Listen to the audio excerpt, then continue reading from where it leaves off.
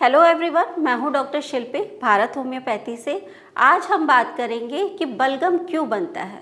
अगर बलगम बन रहा है तो हमें ऐसा डाइट में क्या चीज़ अवॉइड करना चाहिए कि ताकि बलगम ना बने। तो अगर कोई भी पेशेंट लंबे समय से इन्फेक्शन से सफ़र कर रहा है, चाहे वो बैक्टीरियल इन्फेक्शन हो, वायरल इन्फेक्शन हो या फिर फंगल इन्फेक्शन हो, या फिर कोई लंबे समय से क्रॉनिक डिजीज़ से सफ़र कर रहा है, चाहे वो ट्यूबरकुलोसिस हो, COPD यानी कि क्रॉनिक ऑब्स्ट्रक्टिव पल्मोनरी डिजीज, या फिर कोई और लंग्स डिजीज जो रेस्पिरेटरी से सफ़र कर रहे हैं, तो उसकी वजह से क्या होता है कि आपके फेफड़ों में सूजन आ जाता है।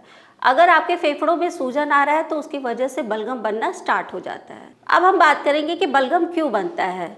अगर कोई भी एलर्जेन, चाहे वो डस्ट पार्टिकल हो, पॉलन हो या फिर कोई भी बैक्टीरिया, वायरस अगर इंटर करता है नज़ल कैविटी के थ्रू, तो वो बलगम जो होता है उस एलर्जेन को ट्रैप करके बाहर निकालने की कोशिश करता है। ब्रेथलेसनेस क्यों दिखाई देती है? क्योंकि जो आपकी विंड पाइप है, सांस की नली है, उसमें सूजन आ जाता है, सिकुड़न आ जाता है। उसकी वजह से म्यूकस का प्रोडक्शन ज़्यादा होने लगता है।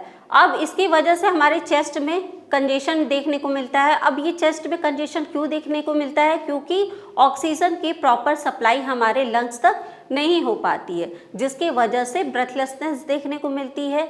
और अगर म्यूकस बना रहता है, चाहे वो म्यूकस गाढ़ा हो या लूज हो, अगर फोर्सफुली पेशेंट बाहर निकालता है तो उसको चेस्ट में पेन होता है, व्हीजिंग साउंड सुनाई देती है और सांस लेने में भी तकलीफ ज़्यादा देखने को मिलता है। स्पेशली रात में इनकी दिक्कत बढ़ जाती है और पेशेंट बहुत ज़्यादा वीकनेस फील करता है। उसका प्रॉपर लंग्स एक्सपेंड नहीं हो पाता है, जिसके वजह से उन्हें प्रॉब्लम ज़्यादा देखने को मिलता है। तो मैं अब आपको ये बताने वाली हूँ कि ऐसा डाइट में क्या चीज़ आप अवॉइड करें कि ताकि आपका बलगम ना बने।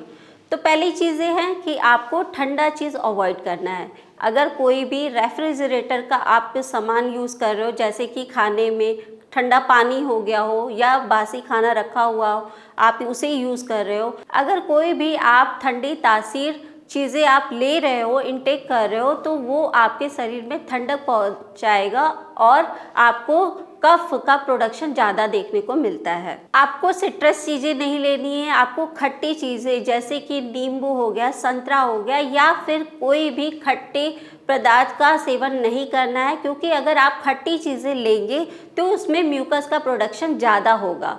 अगर हम खट्टी चीज़ें लेंगे तो हमारे गले में खराश होगा और फोर्सफुली पेशेंट जो है वो कफ का शिकार होता जाएगा, कफ को बाहर निकालने की कोशिश करेगा, जिसके वजह से उसको चेस्ट में पेन देखने को मिलेगा। तो इसी वजह से आपको खट्टी चीज़ों का सेवन नहीं करना है, खट्टी चीज़ों को अवॉइड करना है। तीसरी चीज़ें हैं कि आपको डेयरी प्रोडक्ट नहीं लेना है। जितने भी मिल्क से बनी हुई चीज़ें हैं उसको अवॉइड करनी है, क्योंकि अगर आप डेयरी प्रोडक्ट लोगे तो आपको म्यूकस ज़्यादा बनेगा।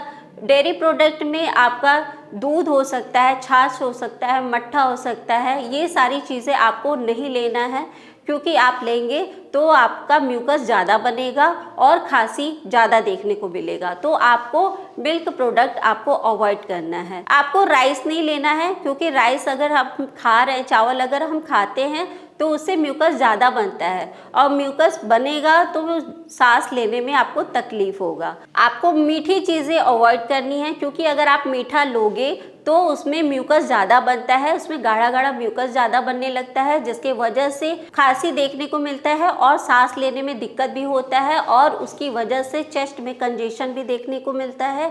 और पेशेंट की बहुत सारी कंप्लेन होती है, मीठा खाने की वजह से उनकी व्हीजिंग साउंड जो होती है वो बढ़ जाती है। तो हमें मीठी चीज़ें अवॉइड करनी है। तो हमें ऐसी क्या चीज़ लेनी है जिसकी वजह से म्यूकस ना बने? तो हमें ग्रीन वेजेस लेना है, क्योंकि अगर हम ग्रीन वेजेस ले रहे हैं तो हमारी इम्यूनिटी को वो स्ट्रॉन्ग करता है। तो आपको हेल्दी चीज़ें लेनी है, जैसे कि घिया, तोरई, परवल। ये आपके हेल्थ को भी मेंटेन करेगा, क्योंकि इसमें रिच फाइबर्स होती है। आप इसे लेंगे तो ये आपके वेट को भी नहीं बढ़ाएगा, वेट को मेंटेन किया रहेगा और आपको सांस लेने में भी तकलीफ नहीं होगी और कफ भी नहीं बनेगा।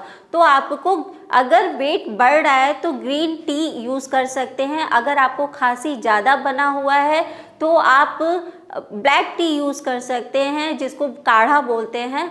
और आगे नेक्स्ट वीडियो में मैं आपको बताऊंगी कि काढ़ा कैसे लेना है। लेकिन आप काढ़ा लेंगे तो आपके जो गले में सूजन है, सिकुड़न है और इन्फेक्शन है, उसको कंट्रोल करने में हेल्प करेगा। आप योगा करिएगा, एक्सरसाइज करिए और हेल्दी डाइट लीजिए ताकि आपको कफ वाली प्रॉब्लम ना हो। आप गुनगुने पानी का सेवन करें, क्योंकि गुनगुना पानी जो होता है, जहाँ पे आपके लंग्स में सूजन और सिकुड़न है और कफ जमा हुआ है, जो आपका गुनगुना पानी है वो आपके कफ को लूज करके बाहर निकालने की कोशिश करता है और जहाँ आपके विंड पाइप में सूजन है उसको सूजन को भी कम करता है।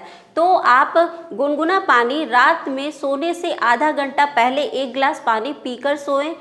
आप स्टीम और गार्गल डेली बेसिस पे सुबह शाम डेली यूज़ करें, क्योंकि उससे क्या होगा कि आपकी प्रॉब्लम नहीं बढ़ेगी और सूजन जो होता है वो धीरे धीरे कम होता जाएगा। अगर आप अस्थमा से सफ़र कर रहे हैं या रेस्पिरेटरी डिजीज़ से, कोई भी बीमारी से अगर आप सफ़र कर रहे हैं तो आप भारत होम्योपैथी में कॉल कर सकते हैं या ओपीडी में आप हमसे डायरेक्ट मिल सकते हैं। हमारी भारत होम्योपैथी की मेडिकल टीम आपकी पूरी तरीके से हेल्प करने में मदद करेगी। नमस्कार।